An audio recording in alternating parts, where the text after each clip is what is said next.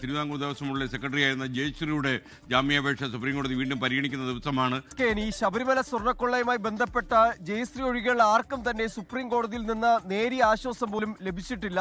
കാരണം അവരുടെ എല്ലാം ജാമ്യാപേക്ഷ സുപ്രീം കോടതി രൂക്ഷ വിമർശനത്തോടെയാണ് തള്ളിക്കളഞ്ഞിട്ടുള്ളത്. പക്ഷേ ഈ ജയശ്രീക്ക് മാത്രമാണ് ഇതിലൊരു നേരിയ ആശ്വാസം സുപ്രീം കോടതിയിൽ നിന്ന് തുടക്കം മുതൽ ലഭിക്കുന്നത്. ഇതിൽ തന്റെ ആരോഗ്യ പ്രശ്നങ്ങൾ ചൂണ്ടിക്കാട്ടിയാണ് ജയശ്രീ ഈ ജാമ്യം തേടി സുപ്രീം കോടതിയെ സമീപിക്കുന്നത്.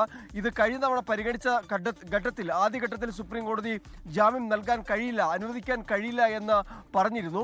അതിനുശേഷം വീണ്ടും തന്റെ ആരോഗ്യ പ്രശ്നങ്ങൾ ചൂണ്ടിക്കാട്ടിയപ്പോൾ സുപ്രീം കോടതി പറഞ്ഞത് ജയിലിൽ മതിയായ തരത്തിൽ ചികിത്സാ സൗകര്യങ്ങൾ ഏർപ്പെടുത്താനുള്ള നിർദ്ദേശം പുറപ്പെടുവിക്കാം എന്നായിരുന്നു. പക്ഷേ ഒടുവിൽ സുപ്രീം കോടതി തന്നെ ഈ ഇടക്കാല ഉത്തരവ്, അതായത് ഈ അറസ്റ്റ് തടഞ്ഞ ഇടക്കാല ഉത്തരവ് വീണ്ടും നീട്ടി നൽകുകയാണ് ഉണ്ടായത്. ഒപ്പം തന്നെ ഈ മാസം 18-ന് ജയശ്രീയോട് അന്വേഷണ സംഘത്തിന് മുൻപിൽ ഹാജരാകാനും ഉള്ള നിർദ്ദേശങ്ങൾ സുപ്രീം കോടതിയുടെ ഭാഗത്തുനിന്നുണ്ട്. പക്ഷേ സുപ്രീം കോടതി കേസിൽ നടത്തിയിട്ടുള്ള നിരീക്ഷണങ്ങൾ അത് ഏറെ സുപ്രധാനപ്പെട്ട കാര്യങ്ങളാണ്. കാരണം കഴിഞ്ഞ തവണ പറഞ്ഞത് ശബരിമലയിലെ മൊത്തം സ്വർണം കൊള്ളയടിച്ചില്ലേ, അത്തരം വാർത്തകൾ തങ്ങളുടെ ശ്രദ്ധയിൽപ്പെട്ടിട്ടുണ്ട്, കൊടിമരത്തിലെ സ്വർണ്ണമടക്കം പോയതായുള്ള വാർത്തകൾ തങ്ങളുടെ ശ്രദ്ധയിൽപ്പെട്ടിട്ടുണ്ട് എന്ന് സുപ്രീം കോടതി വാക്കാൽ പരാമർശിക്കുകയുണ്ടായി. എന്തായാലും അതിനുശേഷമാണ് വീണ്ടും ജയശ്രീയുടെ മുൻകൂർ ജാമ്യാപേക്ഷ ഇന്ന് സുപ്രീം കോടതിയിലേക്ക് വരുന്നത്. അന്വേഷണവുമായി പൂർണ്ണമായി സഹകരിക്കുന്നു എന്നാണ് ജയശ്രീ സുപ്രീം കോടതിയിൽ പറഞ്ഞിരിക്കുന്നത്. പക്ഷേ SIT ജയശ്രീക്ക് ജാമ്യം നൽകരുത് എന്നൊരു ആവശ്യത്തിൽ ഉറച്ചു നിൽക്കുകയാണ്.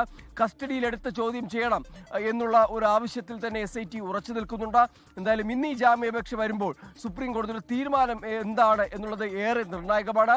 കേസിൽ മറ്റ് പ്രതികൾക്ക് കിട്ടാത്തൊരു ആശ്വാസം ജയശ്രീക്ക് സുപ്രീം കോടതിയിൽ നിന്ന് ലഭിക്കുമോ, അതോ ജയശ്രീയുടെ ജാമ്യാപേക്ഷയും സുപ്രീം കോടതി തള്ളിക്കളയുമോ എന്നതാണ് ഇനി കേസിൽ കാണേണ്ടത്.